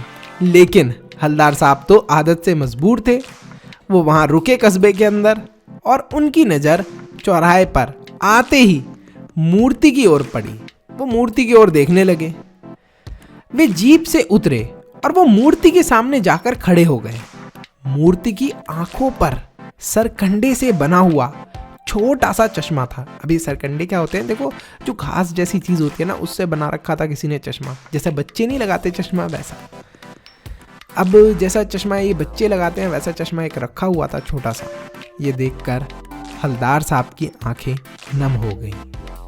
और हमारा जो ये पाठ है वो यहीं खत्म होता है। Hello and welcome everyone. आज हम पढ़ने वाले हैं बाल गोविंद भगत। इस पाठ के लेखक हैं राम वर्ष बेनीपुरी। बाल गोविंद भगत मंझले कद के गोरे चिट्टे आदमी थे, यानी कि मतलब बिल्कुल ही कलर उनका कॉम्प्लेक्शन वाइट था और वो मंझले कद के थे, मीडियम हाइट के थे। उनकी उम्र 60 वर्ष से ऊपर थी और बाल पक गए थे। अब भाई बाल पकने का मतलब ये है कि बाल बिल्कुल वाइट हो गए थे। वो लंबी दाढ़ी नहीं रखते थे और कपड़े बिल्कुल कम पहनते थे। कमर में लंगोटी पहनते थे और सर पर कबीर पंखियां सी कनफटी टोपी, यानी कि कबीर पंखियां जैसे कबीर जी लगाते थे ना, पंख वाली जो रहती है एक टोपी टाइप, उस टाइप की उनकी टोपी थी। कान उनके विजिबल रहते थे, वो उस टाइप की टोपी लगाते थे। सर्दियों में वो ऊपर से कंबल ओढ़ लिया करते थे। वे गृहस्थ होते हुए भी सही मायने में अगर हम देखें तो साधु थे। माथे पर रामानंदी चंदन का टीका और गले में तुलसी की माला पहन कर रखते थे वो। उनका एक बेटा था और एक बहू थी। वे कबीर को साहब मानते थे। किसी दूसरे की चीज नहीं छूते थे, ना बिना किसी वजह किसी से झगड़ा करते थे। उनके पास खेत था और साथ ही में एक साफ सुथरा सा मकान था। खेत से जो भी उपज होती थी उसे पहले सर पर लाद कर कबीर पंथी मठ में ले जाते। उपज थी उसमें से जो भी मिला उसी से वो गुजारा किया करते थे। वे कबीर के पदों का बहुत मधुर गायन करते थे।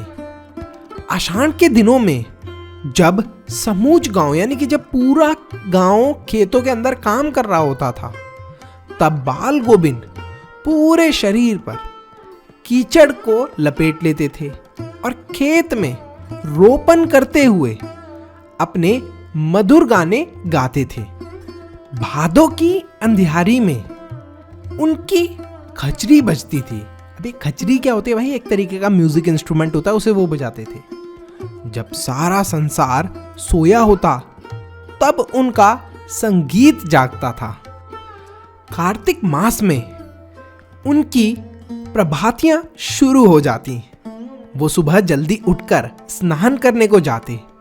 लौटकर वो पोखर के ऊंची सी जो मिडार टाइप होती है वहां बैठ जाते थे। अब देखो पोखर क्या होता है, जैसे एक नदी टाइप होती है, उसके साइड से जो थोड़ी ऊंची सी जगह होती थी वो वहां जाकर बैठते और अपनी खचरी लेकर बैठते थे और अपना गाना शुरू कर देते। गर्मियों में अपने घर के आंगन में वो आसन लगाकर बैठते थे। उनकी संगीत साधना का चरम उत्कर्ष हमें उस दिन देखने को मिला जब उनका इकलौता बेटा मर गया। बड़े शौक से उन्होंने अपने बेटे की शादी करवाई थी। बहू भी बड़ी सुशील थी। उन्होंने मरे हुए बेटे को आंगन में चटाई पर लिटाकर एक सफेद कपड़े से ढक दिया और उस पर सफेद कपड़े पर कुछ फूल भी बिखेर दिए। सामने बाल गोविंद जमीन पर आसन जमाए गीत गाए जा रहे थे और बहू को रोने के बजाय उत्सव मनाने को कह रहे थे। वो कह रहे थे, बहू तुम रो क्यों रही हो, उत्सव मनाओ।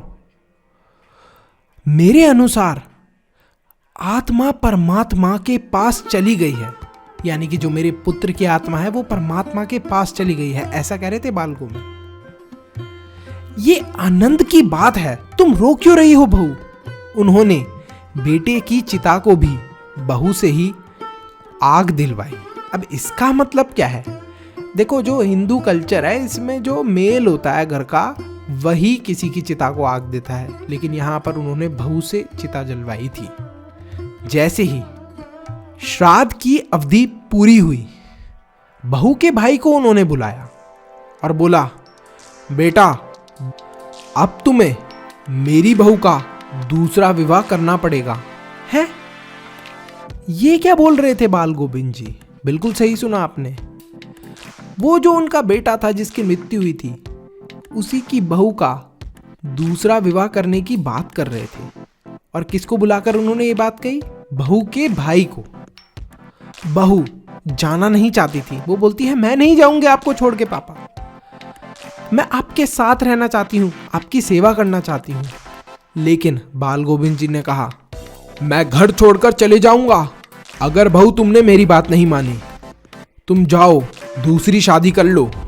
बाल गोविंद भगत जी की मृत्यु भी उनके अनुरूप ही हुई, मतलब जैसा वो चाहते थे वैसे ही उनकी मृत्यु हुई। वे हर वर्ष गंगा स्नान को जाते थे। गंगा 30 कोस की दूरी पर थी, फिर भी वो पैदल जाते थे। घर से खाकर निकलते तथा वापस आकर ही खाना खाते थे।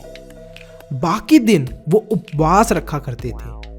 किंतु अब उनका शरीर बूढ़ा हो चुका था। अब देखो, जो बाल गोविंद भगत जी थे ना, वो बहुत ही बूढ़े हो चुके थे। अब उन्होंने क्या अपना वो सिस्टम बना रखा था कि भाई जब भी मैं गंगा स्नान पे जाऊंगा तब मैं घर से खाकर जाऊंगा और बीच में जितने भी दिन पड़ेंगे मैं कुछ नहीं खाऊंगा, फिर वापस आकर ही खाऊंगा। लेकिन अब वो बुढ़े भी हो गए थे, फिर भी वो किसी की बात मानते नहीं थे। इस बार जब वो लौटे तो उनकी जो तबीयत थी वो खराब हो चुकी थी। गंगा स्नान से जब वो लौटे, वो उनका जो नेम व्रत था वो छोड़ने वाले ना थे, मतलब जो भी उनका डेली का रूटीन था उसे उन्होंने नहीं छोड़ा। वो पूरे जो उनकी पूरे दिन की पुरानी दिनचर्या होती थी वो उसको शुरू कर दिया उन्होंने। लोगों ने उन्हें काफ़ी मना करा कि प्लीज़ बाल गोविंद जी आप ऐसा मत करिए, आप ऐसा मत करिए। लोगों ने बहुत आग्रह करा। एक दिन संध्या में उनके गाना गाने की आवाज़ आई, लेकिन भोर में किसी को भी उनका गीत नहीं सुनाई दिया। अब आप समझ चुके हो कि उनके साथ क्या हुआ। जब सब लोगों ने उन्हें जाकर देखा कि आखिरकार बाल गोविंद जी ने सुबह सुबह गाना क्यों नहीं गाया, तो उनके पता चला कि जो बाल गोविंद भगत हैं वो अब नहीं रहे। हमारा ये जो पार्ट है वो यहीं पर खत्म होता है। Hello and welcome everyone. आज हम पढ़ने वाले हैं लखनवी अंदाज, जिसको लिखा है यशपाल जी ने। तो शुरू करते हैं हमारे पाठ को। लेखक को पास में ही कहीं जाना था। लेखक ने ये सोचकर सेकंड क्लास की टिकट ले ली कि उसमें भीड़ कम होती है। अब देखो, जो ट्रेन होती है ना उसमें जो सेकंड क्लास वाला बर्थ होता है उसमें थोड़ी सी भीड़ कम होती है, जो डब्बा होता है सेकंड क्लास का। वे आराम से खिड़की से प्रकृति के दृश्य देखते हुए जाएंगे और शायद से वो किसी नई कहानी के बारे में भी सोचे और उसे लिखे। पैसेंजर ट्रेन खुलने को थी। लेखक दौड़कर एक डिब्बे में चढ़ गए, परंतु अनुमान के विपरीत उन्हें डिब्बा खाली नहीं मिला। डिब्बे में पहले से ही एक लखनवी नवाब नस्ल के सज्जन पालती मारकर बैठे हुए थे। उनके सामने 2 ताजे चिकने खीरे तौलिया पर रखे थे। लेखक का अचानक चढ़ जाना उन सज्जन को अच्छा नहीं लगा। उन्होंने लेखक से मिलने में कोई दिलचस्पी नहीं दिखाई। जैसे आप जनरली देखोगे, कभी बस या ट्रेन में ट्रैवल करोगे तो जो साथ वाले पैसेंजर होते हैं वो बड़ा, अरे भाई साहब आप कहाँ से, अरे भाई साहब आप क्या, ये वो सब पूछते हैं। तो वो बिल्कुल भी इंटरेस्टेड नहीं थे लेखक में, जो वो सज्जन थे। लेखक को लगा शायद नवाब ने सेकंड क्लास का टिकट इसलिए लिया है ताकि वे अकेले यात्रा कर सकें, परंतु अब लेखक आ गए तो इस चीज़ के लिए उन्हें बिल्कुल अच्छा नहीं लग रहा होगा नवाब को। नवाब को लग रहा होगा कि कोई सफ़ेद पोश उन्हें मंझले दर्जे में सफ़र करते देख रहा है। उन्होंने शायद खीरा भी अकेले सफ़र में वक्त काटने के लिए खरीदा होगा, परंतु अब किसी सफ़ेद पोश के सामने वो खीरा कैसे खाएं। अब जो नवाब लोग होते थे ना, ये भाई बहुत ही अपने आप को टॉप लेवल का समझते थे, तो उनको ये लग रहा होगा कि मैं कैसे खाऊं किसी नॉर्मल व्यक्ति के सामने भाई खीरा। नवाब साहब खिड़की से बाहर देख रहे थे, परंतु लगातार अपनी नजरें इधर उधर घुमाकर ये देख रहे थे कि लेखक कर क्या रहे हैं। लेखक की ओर घूम फिर के वो देख रहे थे थोड़ा थोड़ा। अचानक ही नवाब साहब ने लेखक को संबोधित करते हुए कहा, अरे भाई साहब, खीरा खाएंगे क्या? लेकिन लेखक ने उन्हें शुक्रिया कहा, बोला अरे नहीं नहीं थैंक यू, मैं नहीं खाऊंगा, मैं नहीं खा सकता खीरा। नवाब साहब ने बहुत ढंग से खीरे को धोकर छीला, काटा और उसमें जीरा, नमक, मिर्च ये सब डाल दी और फिर उसको सजाकर तौलिए पर रख दिया।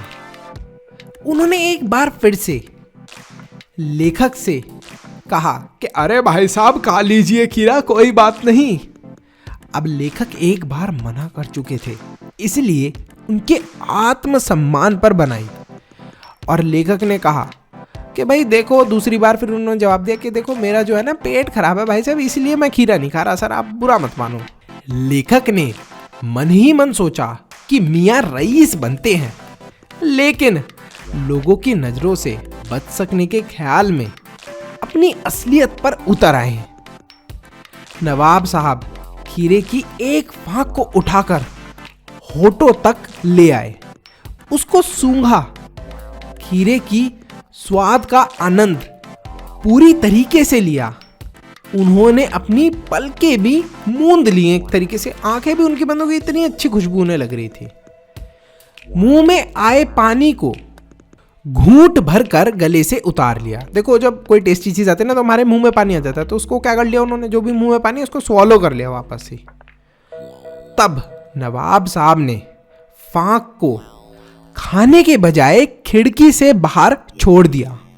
इस प्रकार एक एक कर कर वो फांकें उठाकर सूंघते गए और फेंकते गए।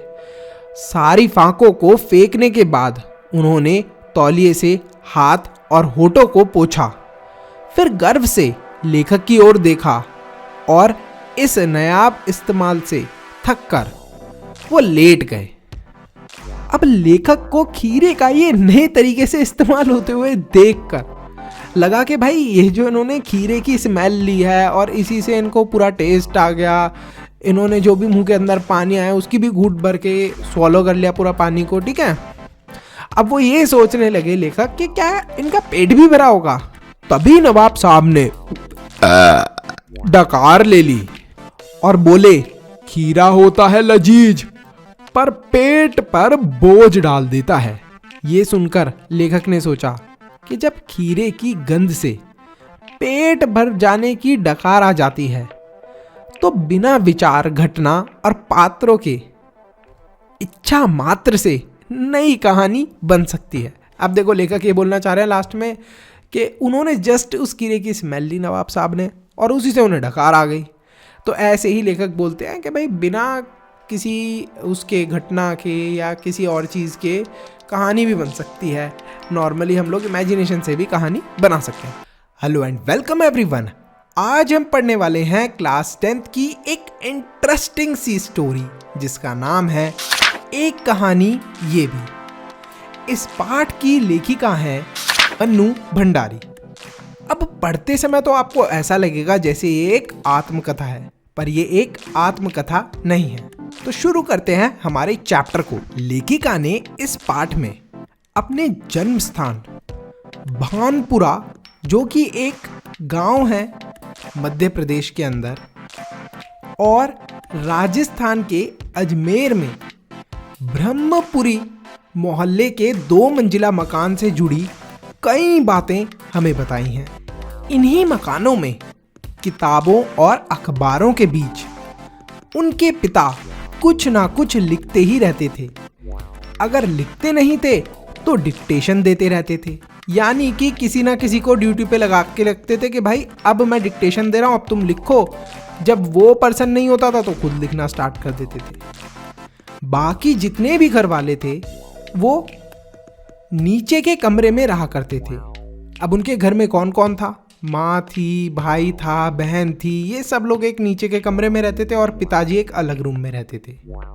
लेखिका के पिता अजमेर आने से पहले मध्य प्रदेश के इंदौर में रहते थे। वो बहुत से सामाजिक संगठनों से भी जुड़े हुए थे।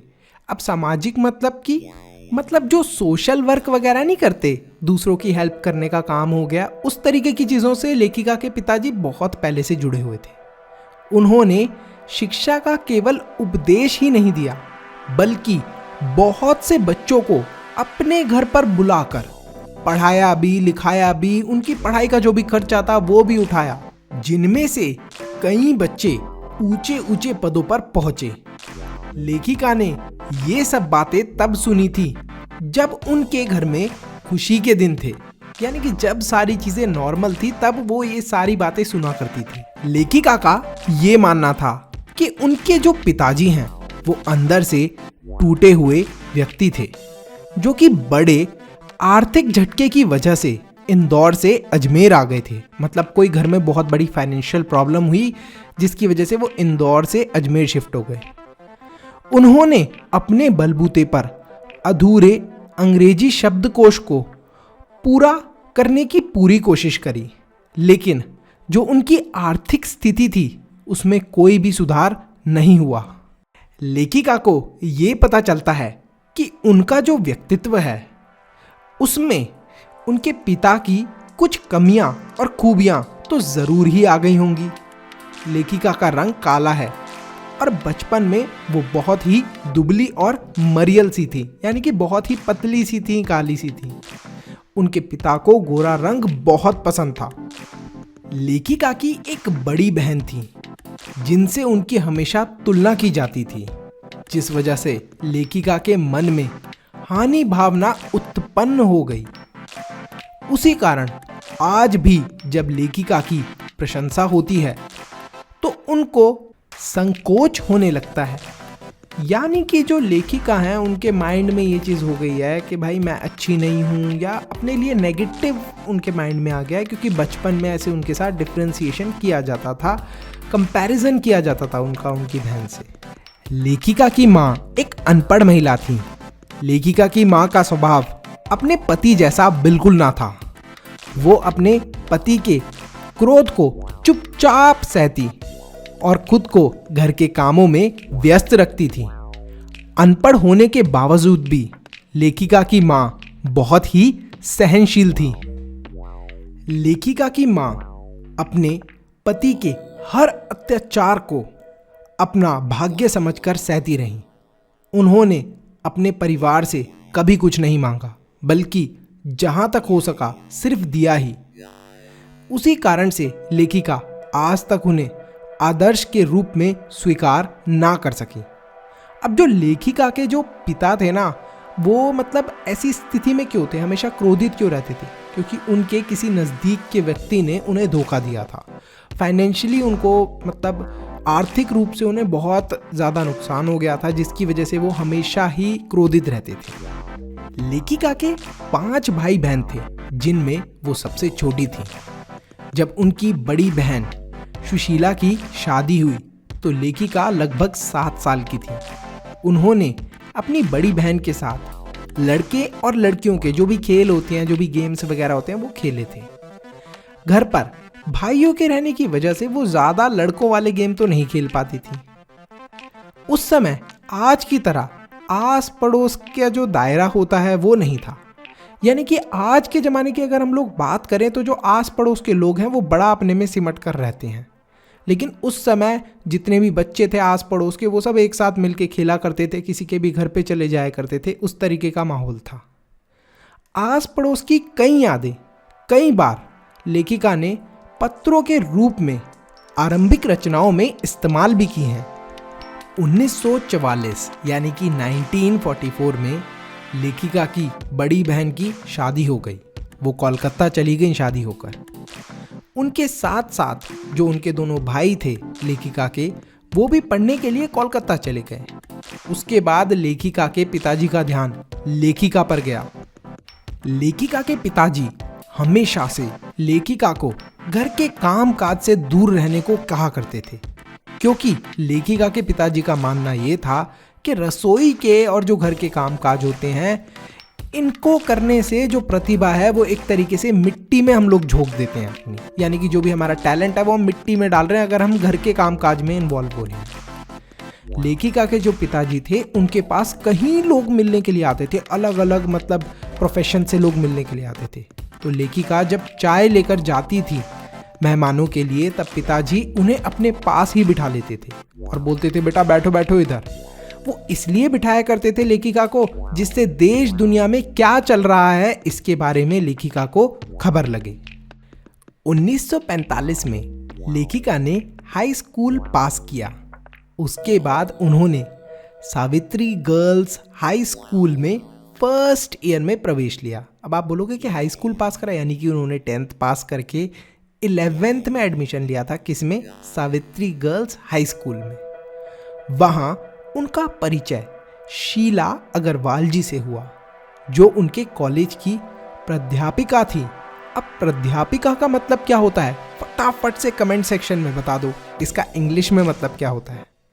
अब जो लेखिका की प्राध्यापिका थी, उन्होंने लेखिका का परिचय साहित्य से कराया।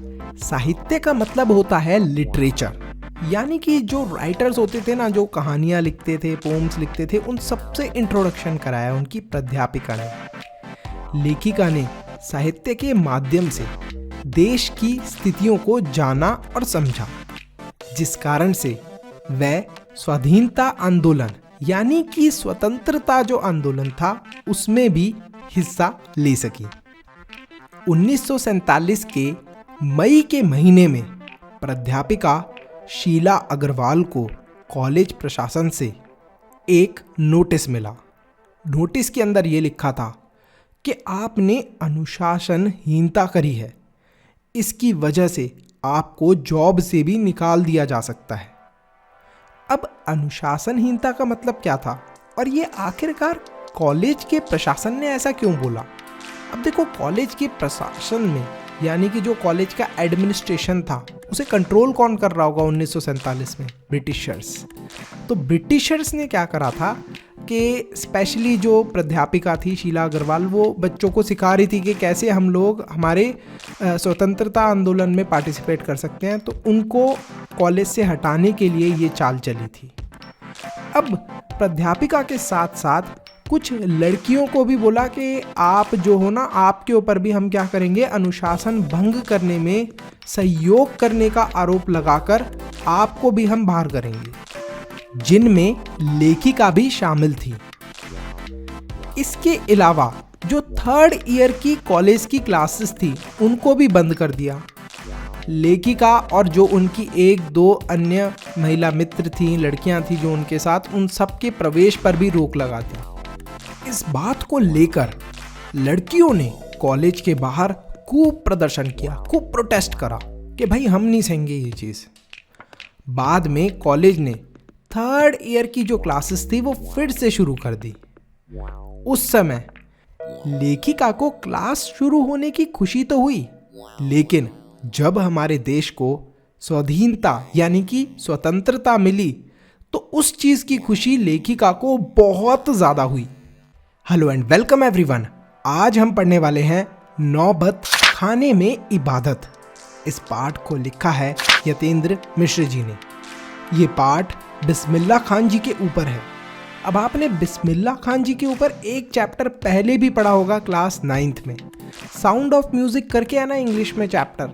तो उसके अंदर 2 पार्ट है, फर्स्ट वाला एवलिन ग्लेन के ऊपर है और सेकंड वाला बिस्मिल्लाह खान जी पे। तो आज हिंदी के अंदर भी हम वही पढ़ने वाले हैं। अमीर उद्दीन उर्फ बिस्मिल्लाह खान का जन्म बिहार में दुमराव के एक संगीत प्रेमी परिवार में हुआ था। यानी कि जो इनकी फैमिली थी ना, वो म्यूज़िकल बैकग्राउंड से थी, बड़ा म्यूज़िक वगैरह को लाइक करते थे। इनके बड़े भाई का नाम शमसुद्दीन था, जो कि उनसे 3 साल उम्र में बड़े थे। इनके परदादा उस्ताद सलार हुसैन खां दुमराव के निवासी थे। इनके पिता का नाम पैगंबर बख्श खां था तथा उनकी मां का नाम मिट्टन था। 5-6 वर्ष के होने पर वो दुमराव छोड़कर अपने ननिहाल यानी कि जो अपनी नानी का घर होता है वहां पर आ गए थे बिस्मिल्लाह खां जी। और उनकी नानी का घर था काशी में। वहां उनके 2 मामा थे, सादिक हुसैन और अली बख्श, और साथ में उनके नाना भी रहा करते थे, जो कि जाने माने शहनाई वादक थे। यानी कि जो उनके मामा थे और नाना थे, बहुत फेमस शहनाई बजाने वाले प्लेयर्स थे। शहनाई वादक मतलब कि बहुत अच्छी शहनाई बजाते थे। वो लोग बालाजी के मंदिर की देहड़ी से शहनाई बजाकर अपने दिनचर्या का आरंभ करते थे। यानी कि जो बालाजी का मंदिर था उसके गेट के बाहर वाली जो जगह होती है वहाँ बैठकर वो शहनाई बजाते थे और उसी से अपने दिन की शुरुआत करते थे। वे लोग विभिन्न रियासतों के दरबारों में जाकर शहनाई भी बजाया करते थे। यानी कि अलग अलग जो राजा वगैरह होते थे उनके महलों में जाकर शहनाई बजाने का भी काम करते थे। ननिहाल में 14 साल की उम्र से ही बिस्मिल्लाह खां ने बालाजी के मंदिर में रियाज करना शुरू कर दिया। उन्होंने वहां जाने का एक ऐसा भी रास्ता चुन लिया जहां से उन्हें रसूलन और बतूलन भाई का गीत सुनाई देता था, जिसे सुनकर उन्हें बहुत खुशी मिलती थी। अपने बहुत सारे साक्षात्कारों में यानी कि बहुत सारे इंटरव्यूज में बिस्मिल्लाह खां जी ने स्वीकार किया है कि बचपन में इन लोगों ने यानी कि रसूलन और बतूलन भाई ने उनका संगीत के प्रति प्रेम पैदा करने में अहम भूमिका निभाई। यानी कि इंटरेस्ट जो था ना उनका संगीत में, वो रसूलन और बतूलन भाई की जो म्यूजिक गाते थे वो उसकी वजह से हुआ। भले ही वैदिक इतिहास में यानी कि अगर आप ज़्यादा हिस्ट्री में जाएंगे तो आपको शहनाई का ज़्यादा जिक्र होते हुए नहीं मिलेगा। अब शहनाई का जिक्र होते हुए नहीं मिलेगा, लेकिन फिर भी मंगल कार्यों में शहनाई का उपयोग प्रतिष्ठिता से किया जाता है। यानी कि प्रतिष्ठा मानी जाती है, काफ़ी ज़्यादा अच्छा माना जाता है अगर शहनाई बजाई जाए किसी मंगल कार्य में, जैसे विवाह हो गए या कोई पूजा हो गई। बिस्मिल्लाह खां ने 80 वर्ष के हो जाने के बावजूद भी हमेशा 5 वक्त वाली नमाज में शहनाई के सच्चे सुर को पाने की ही प्रार्थना की है। मुहर्रम के 10 दिन बिस्मिल्लाह खां अपने पूरे खानदान के साथ ना तो शहनाई बजाते थे और ना ही किसी कार्यक्रम में भाग लेते थे। अब मुहर्रम क्या है, मुस्लिम्स का एक फेस्टिवल होता है, उसके अंदर वो बिल्कुल भी शहनाई वगैरह नहीं बजाते थे। एक्चुअली में जो मुहर्रम है ये एक तरीके से मुस्लिम्स बनाते हैं फेस्टिवल को दुख के लिए, तो इस वजह से वो कोई भी शहनाई वगैरह नहीं बजाते थे। 8वीं तारीख को वे शहनाई बजाते और दाल मंडी से फतमान की 8 किलोमीटर की दूरी तक भींगी आंखों से नोहा बजाकर निकलते हुए सबकी आंखों को भी भिगो देते। अब नोहा क्या है, नोहा भी एक तरीके का म्यूजिक डिवाइस होता है शहनाई की तरह, तो वो उसको बजाते हुए जब निकलते थे तो जितने भी लोग होते थे रास्ते में इमोशनल हो जाते थे। मतलब इतनी अच्छी बजाते थे, इतना इमोशंस थे उनके शहनाई बजाने में। बिस्मिल्लाह खान जी फुर्सत के समय यानी कि जिस समय उनके पास टाइम होता था उस समय वो उस्ताद और अब्बा जान के कामों को याद किया करते थे और अपनी पसंदीदा सुलोचना और गीता बाली जैसी अभिनेत्रियों की देखी गई फिल्मों को याद किया करते थे। मतलब जो ये एक्ट्रेस थी, इनकी जो भी फिल्में उन्होंने देखी थी उनको याद करते थे कि भाई कितनी अच्छी वो फिल्में थी। वे अपने बचपन की घटनाओं को याद करते कि कैसे वो छुपकर नाना जी को शहनाई बजाते हुए सुना करते थे और इतनी मीठी मीठी जब वो आवाज़ सुनते थे शहनाई की आ रही है, मतलब बहुत ही सुंदर आवाज़ उन्हें लगती थी शहनाई की। तो जब नाना जी चले जाते थे तो वो भाग कर आते थे और फिर सारी शहनाइयों में से उस शहनाई को ढूंढते थे जिसे नाना जी ने बजाया। तो बिस्मिल्लाह खां जी को ऐसा लगता था कि भाई नाना के पास टैलेंट नहीं है शहनाई बजाने का, बल्कि शहनाई ही नाना की जो है वो बहुत स्पेशल है, उससे बहुत ही अच्छी आवाज़ निकलती है। तो वो एक एक कर कर सारी शहनाइयों को फेंक फेंक कर, कभी मामा की शहनाई को इधर फेंक उधर फेंक, और क्या ढूंढते, नाना की बजाई हुई शहनाई जिससे मीठी मीठी आवाज़ आती थी। बचपन के समय में बिस्मिल्लाह खां जी को फिल्में देखने का बड़ा शौक था। उस समय 3rd क्लास की टिकट 6 पैसे की मिलती थी, जिसे पूरा करने के लिए, मतलब 6 पैसों को पूरा करने के लिए वो 2 पैसे मामा से लेते थे, 2 पैसे मौसी से और 2 पैसे नाना से। ऐसे करके उनके 6 पैसे पूरे हो पाते थे। फिर वो घंटों लाइन में लगे रहते थे, तब जाके वो टिकट खरीद पाते थे। बाद में वे अपनी पसंदीदा अभिनेत्री सुलोचना की फिल्मों को देखने के लिए बालाजी मंदिर पर शहनाई बजाकर कमाई किया करते थे। वो सुलोचना की कोई भी फिल्म को छोड़ते ना थे और साथ में कुलसुम की देसी घी वाली दुकान पर कचौड़ी खाना भी नहीं भूलते थे। काशी के संगीत आयोजन में वे अवश्य भाग लेते थे, यानी कि एक संगीत का कंपटीशन टाइप होता था, उसमें ज़रूर पार्टिसिपेट करते थे। ये आयोजन कई वर्षों से संकट मोचन मंदिर में हनुमान जयंती के अवसर पर होता था, जिसमें शास्त्रीय और उपशास्त्रीय गायन वादन की सभा होती है। बिस्मिल्लाह खां जी जब काशी के बाहर भी रहते, तब भी वो विश्वनाथ और बालाजी मंदिर की तरफ मुंह करके बैठते और अपनी शहनाई भी उस तरफ घुमा दिया करते। गंगा, काशी और शहनाई उनका जीवन थे। वैसे देखा जाए तो काशी का स्थान सदैव ही एक विशेष जगह के रूप में देखा गया है। बिस्मिल्लाह खान जी जिस तरीके की शहनाई बजाते थे, उनकी धुनें सुनकर दुनिया दीवानी हो जाया करती थी।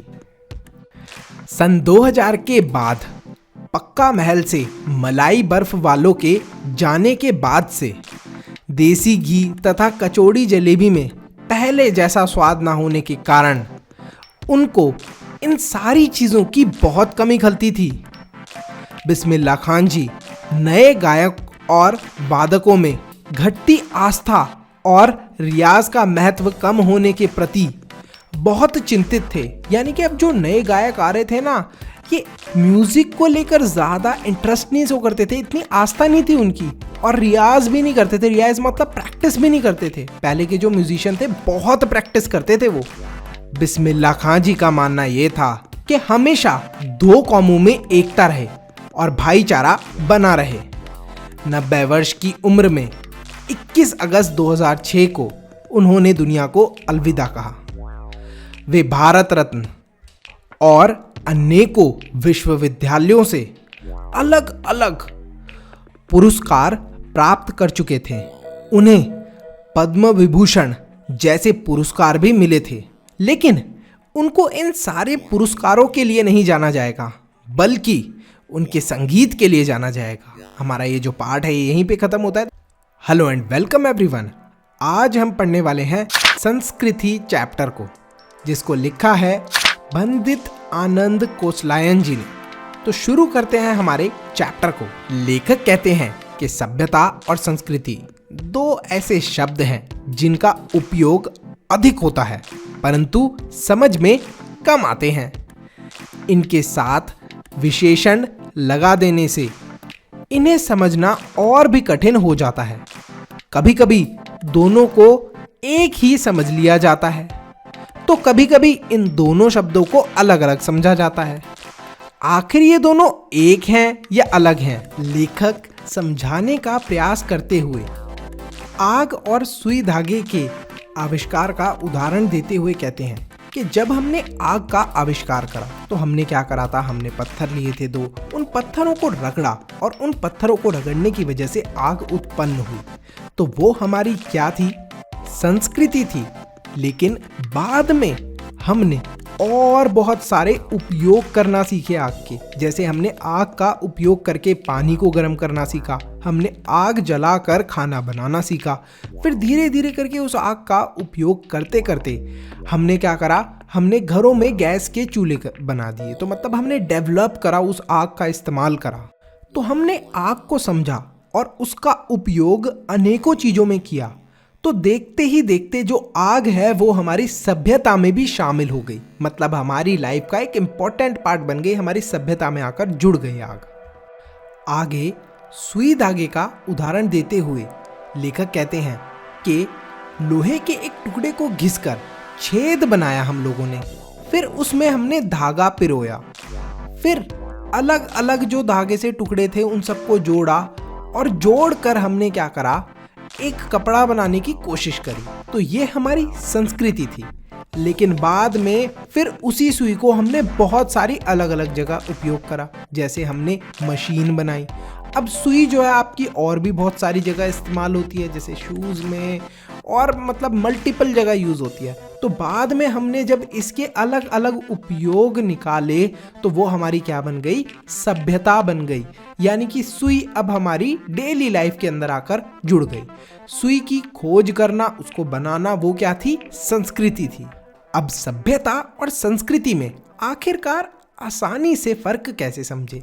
देखो, अगर संस्कृति की बात करें तो संस्कृति आप ऐसे समझिए जैसे शुरुआत में हमें किसी चीज़ की ज़रूरत महसूस होती है, इनिशियल स्टेज में जब कोई चीज़ होती है। जैसे हमने क्या देखा कि शुरुआत में हमें ज़रूरत महसूस होती थी जो फ़ोन होते हैं इनसे हम लोग बात कर सकें एक दूसरे से। फिर हमें लगा कि यार वीडियो कॉल का फीचर भी होना चाहिए, मतलब हम एक दूसरे की शक्ल देखकर बात कर सकें। धीरे धीरे करके हमें लगा यार फ़ोन के अंदर क्या होने चाहिए, गेम भी होने चाहिए। तो जब शुरुआत में हमने फ़ोन को बनाया था, बात करने के प्रयोग के लिए बनाया था, तो वो एक संस्कृति थी।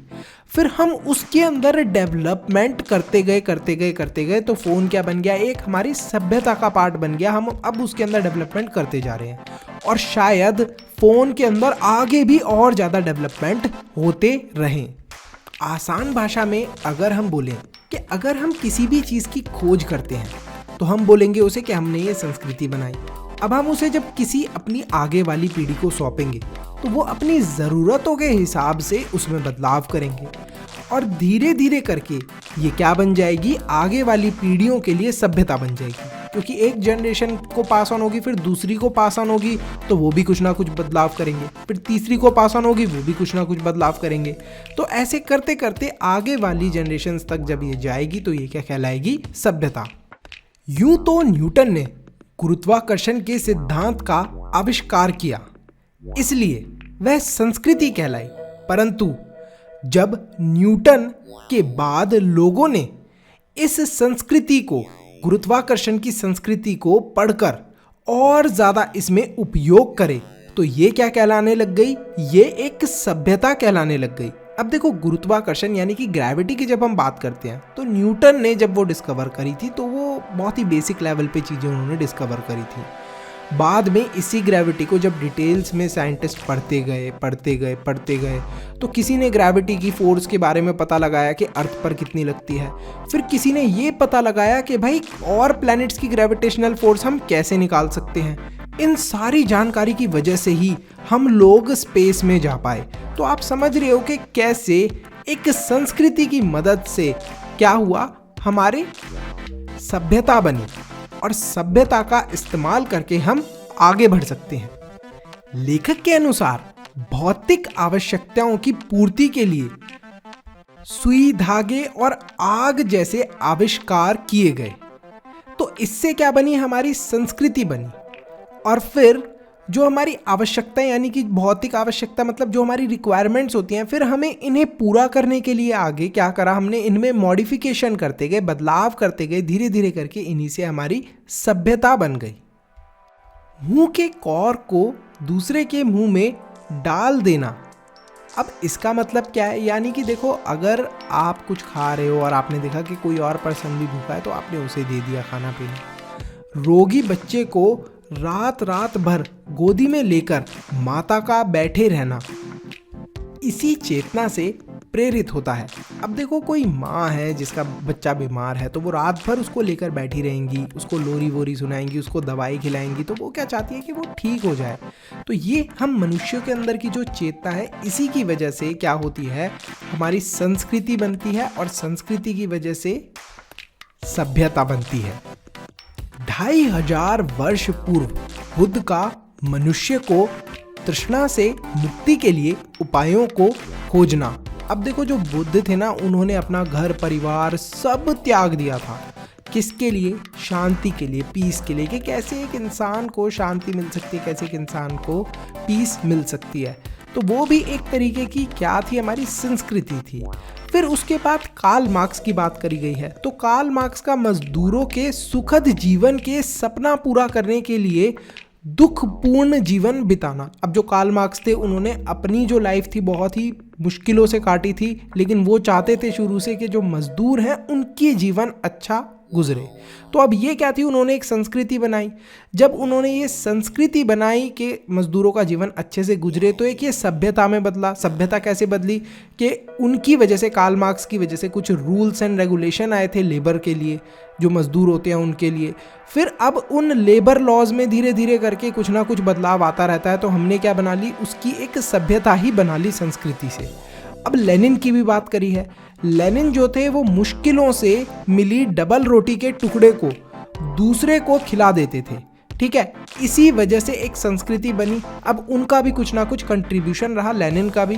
तो ये सब हमारे क्या थे, ये एक उदाहरण के तौर पे हमने लिए गए हैं, कुछ महान व्यक्ति, उनकी बात करी है। लेखक कहते हैं कि खाने पीने, पहनने ओढ़ने के तरीके, इधर उधर आने जाने के जो साधन हैं उनका इस्तेमाल, धीरे धीरे करके देखो, जो खाने पीने का हमारा तरीका था वो इसलिए था जिससे हमारा पेट भरे।